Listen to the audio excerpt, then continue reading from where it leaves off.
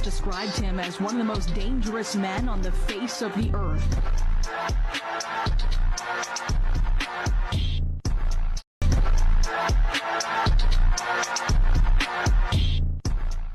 It is episode 3 of our PODCATS Summer Signing Series, and we're joined live from Rellermania headquarters by the man himself, number 22, Brandon Reller, who's coming back for year 2, not only as a professional hockey player, but year 2 with the Blue Ridge Bobcats. Brandon, first of all, how are you? How's your summer going up there so far? Yeah, summer's been going good. It's been great to come back home and see some family and friends that I haven't seen in a while and get some fishing in and enjoy the nice weather up here. You know what? Yeah, you're right. People think it's cold there year round, but it's terrific weather up there. So glad you're able to get some fishing in, not ice fishing this time of year, of course, regular fishing, but glad you're able to find a way to get away from the game a little bit. And of course, we all know how strong your work ethic is, how strong a player you are. So we know you'll come back ready and raring to go late September, early October when it's time to ramp up for training camp. But I want to jump back to the start of your career here in Blue Ridge. Of course, you came over from the Athens Rock Lobsters at the trade deadline last year. So I want to kind of jump back and have you kind of walk us through the process, what the conversations, with Zemi and other members of management were like, and, from your perspective, how you were able to come in and just fit like a glove to this core, how you were able to come in at a point in the season, late in the season, fit in so well and make such an immediate impact. Yeah, I mean, I think obviously Zemi and my teammates made it very easy. We had a very strict game plan, and everyone knew what they were doing and knew what they were asked of by coach, and it was pretty easy. I just jumped in and felt like I've been there for a long time. It was good. That I think you kind of said it right there. The transition was easy. You fit like a glove as soon as you got here, and it was terrific to see. And the other thing that was terrific for you and for all of us really to see right away was the way that the fan base here in Blue Ridge embraced you and fell in love with you and your play style, the Rellermania thing, all that.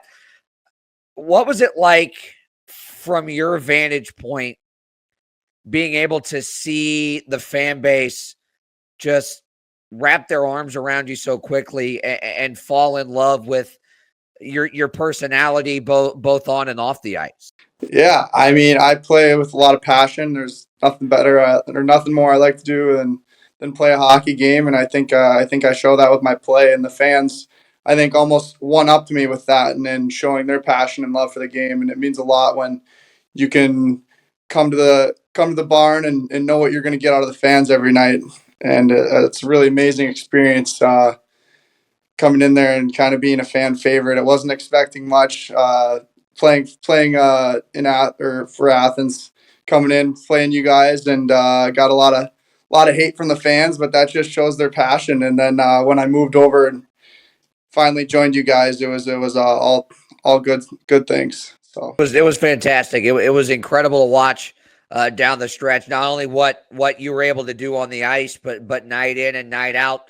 The more and more success that you and the team were able to have, the crazier the fans got, not just with you, but with the whole team. And we had over 2,000 filling out a good portion of the barn there at the end of the year, and I'm sure that gave you guys a big boost. And we'll kind of parlay that into starting to talk about your sophomore campaign, your second year as a professional, your first full year here in Blue Ridge after, back half of the year here last year. How important was it for you to gain that playoff experience in that wild card game, in those 2 games against Carolina, in those 3 games?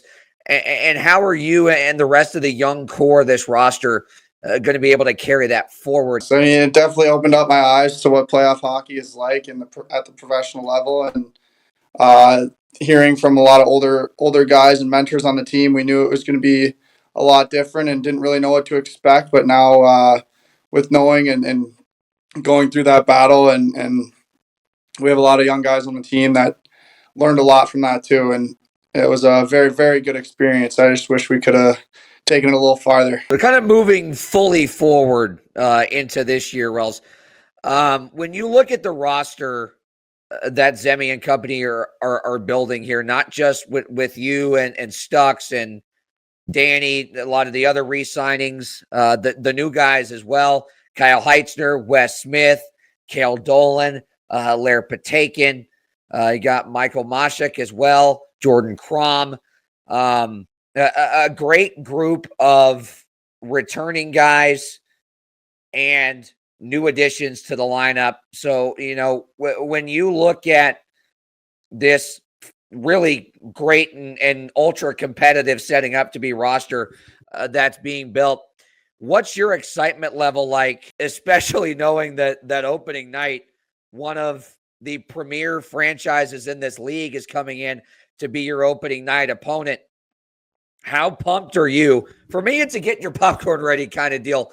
I'm itching. I'm chomping at the bit. But, when you look at everything as a whole, how pumped are you to get back here and play in front of these terrific fans? Yeah, I know. I'm very excited. I know Zemi has a way that he wants to run the team and is building it. And he's putting a lot of good pieces together, getting a lot of great guys onto this squad. And I believe we can take it farther than we did last year. And I'm very excited to come back in knowing how fun that last part of that season was and how much that meant to me and all my teammates and even the city of Wytheville. And it was a very special experience. And I think we can just keep riding that high and run it straight into next year. That Commissioner's Cup that's on your shirt, I think everybody in this organization, goal number one is to see you and the rest of those blue, black, and gold clad sweaters lifting and hoisting that thing in late April when the time comes. I think that's everyone's goal. And,